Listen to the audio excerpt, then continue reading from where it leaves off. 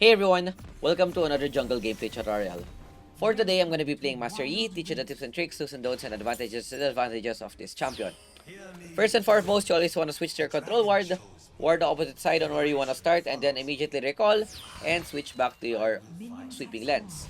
That way, you could see any possible invades that would happen and react appropriately. Especially since we're using Master Yi, which does not have the best early game, and we are against Lee Sin, which is one of the worst matchups because he is an early game aggressive jungler and would be able to easily invade or gank our lanes without us being able to do anything. So the best thing that we want to do is to clear our camps as fast as possible and go for any possible counter gank. With the clear, we're gonna go do a blue start into a full clear because what we want to do is just focus on getting our items and levels as soon as possible. Master Yi's ganking is not the best due to lack of burst damage and lack of crowd control. First tip when clearing the jungle is Master Yi's third skill. You want to use this when you have full stacks on your passive. So if you look below the mana bar, there are stacks there, there are yellow bars there. So here, I started the Raptor. So once it's 3 stacks, you want to use the third skill, bam, and it's gonna give you an auto attack reset. So this is gonna be especially useful in team fights where that extra auto attack reset could just help you land that kill or give you additional cooldown reduction on your first skill. Because take note, every auto attack that he does will decrease the cooldown of his first skill, which is very important as well in fights. Because his first skill not only helps you deal damage, it's a good dash. It also makes you untargetable, allowing you to dodge skill shots and a gap closer to the enemy champion. Wait, after the clear, we see that Lee Sin's top side, which is really good for us, so we're able to get this scuttle without any problem. Best case scenario is starting at the opposite side of an aggressive jungler like Lee Sin, so that he wouldn't be able to contest the scuttle. So here we go for Lissandra. Use my first skill to predict the Lissandra third skill. We're able to go through. And second skill is very clutch on Lee Sin because it reduces incoming damage by 30% or 40%. I forgot. I think 35 on level 1. So this is very important when tower diving. So there are two things that Master Yi can do when tower diving. Number one is when the tower gets... When you get aggro on the tower, you could use your first skill to de-aggro. And then number two, when you're out of the range of the tower, you could always use your second skill to be able to mitigate the damage that it does. So here, I was looking at the mid lane, trying to go for a counter gank, but 1-for-1 trade, that's really good. As long as Lee Sin's not able to snowball the game, we are in a very good position. Top side, I wanted to gank this Fizz. Rumble, doing a great job, getting a solo kill. Yeah. So this is what happens when my second skill is late. I just got Giga Chunk. And this is gonna be a bit scary because their mid laner and jungle is missing. We're playing a bit greedy, taking a lot of plates here.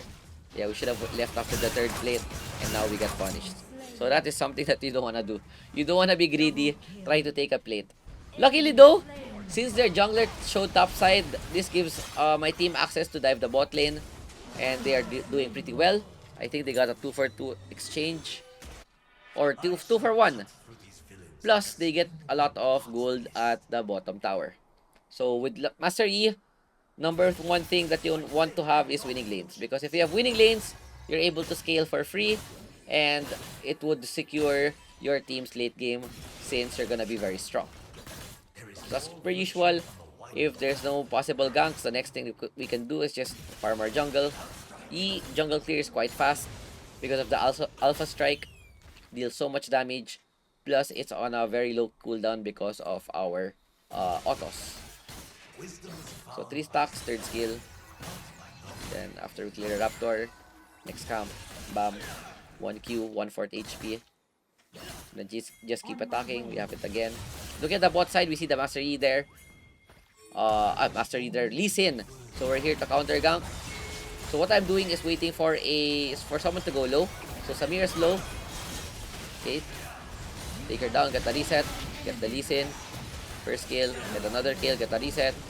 See Lissandra, get another kill with my team, and we're able to, with that 4v4, Thresh is here, get the kill, just run away from the tower range, and that's a big win. So, when in team fights with Mastery, another thing that you want to do is to go in the last possible moment. You wait for all of the enemy crowd control to be used, or you wait for someone to be low, and that's the time where you go in. You do not want to be first in a team fight because you're just gonna get bursted down and you wouldn't be able to kill anyone. So as much as possible, you need to be patient with this champion. Once we have Blade of the Ruined King, this would make our 1v1 so much stronger. Also increase our gank potential since we now have a slow. And the second item that I'm going for, it's debatable versus Death's Dance versus Black Cleaver. But I like Black Cleaver because it gives more cooldown reduction, HP, and armor reduction. So a lot more utility overall. But if you're easily getting resets, then Death's Dance is a better choice. You just go for Cleaver since it's a bit more versatile. And cooldown reduction would reduce our Alpha Strike, allowing us to spam it a lot more. Okay, first objectives. With late game junglers or junglers in general, I always like to go for Herald. Okay, here. So we see everyone use their skills. No more Lissandra ult. Lee Sin able to kick me, but doesn't matter. We have a lot of we have Blade of the Ruined King. We wouldn't get bursted. And with that kill, no jungler. This should be a free Herald for us. Always check your minimap just in case the opponents will try to respond. Seeing their ult mid side, we are in a good position. With this, we could still contest the dragon because our ulti is up thanks to the Herald cooldown. And I see them a bit low. Okay, same as usual. Focus on the dragon. The only time that we want to go in is when we see someone that's low. Never go in first. Okay? No more Fizz ulti. Samira ulti. We go for the jungler. Best they can do is kick. Okay? No one's noticing me right now. Bam. And look at that. It's untouched the entire fight. Because number one, they used every skill at my teammates. And number two, we have a lot of threats in the team. So I am not their main priority right now. But that's a big mistake because Master E, free hit plus lethal tempo will just destroy everyone. So good team fight.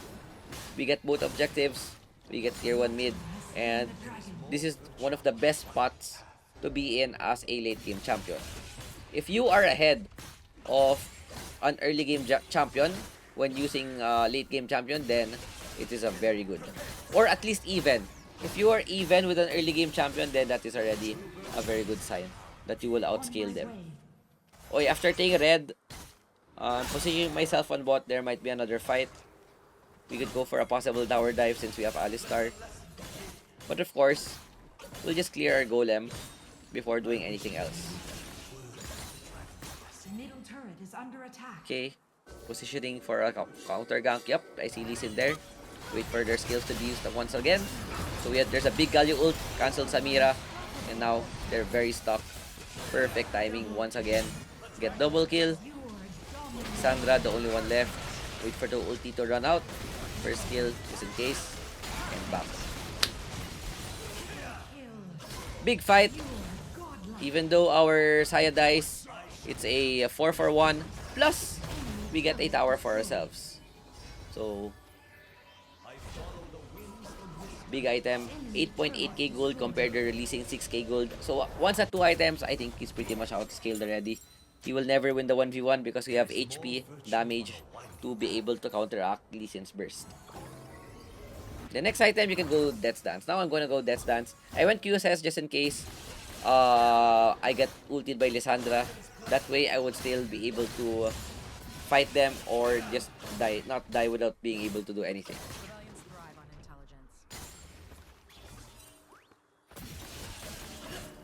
Okay, we go back farming our camps.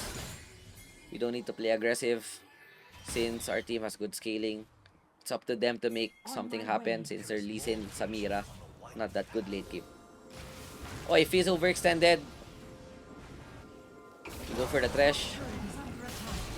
Get Repulsar, kinda annoying. Now we have no ulti, so our position is not the best. But we see someone pushing mid. Never mind. It's time to tax. If your team is losing, by the way, I think the best thing to do when playing Master Yi is to go for side lanes because you need money first. At least 2 items. He's gonna be so much more useful with 2 items, but even better if he's 3 items level 13. He can literally 1v9 every fight if he's able to get a reset and good positioning. Okay, there's a fight both side, but since they're too far, this is the best opportunity. Oh, never mind. I'm playing so greedy. I want to look for fights because we're ahead. But normally, if you're far from the enemy, both side, then you just want to push top. Because Master Yi also excels at split pushing because of his attack speed.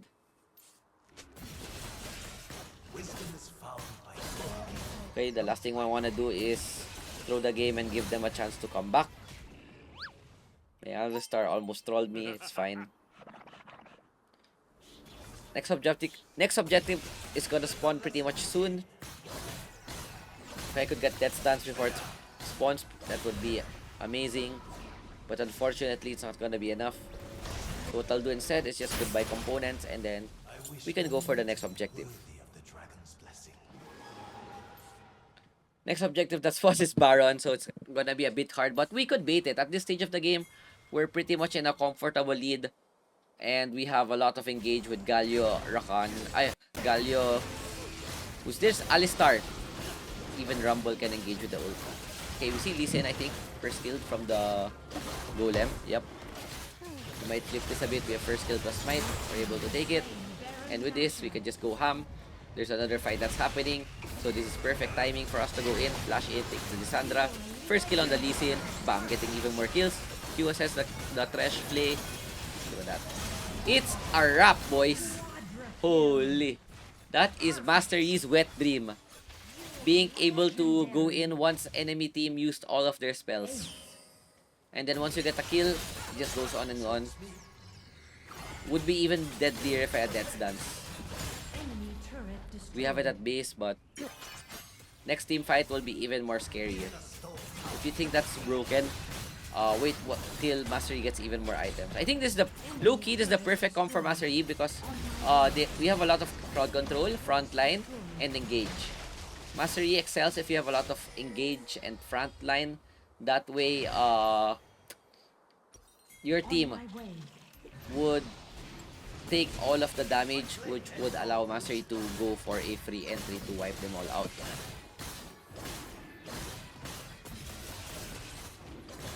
Okay, we yoink the dragon. My team's pushing bot side. I have Death's Dance. Even Hullbreaker is fine if you want a side lane. So I'm thinking what to get next. I have a kill streak, so we'll just go for the Guardian Angel.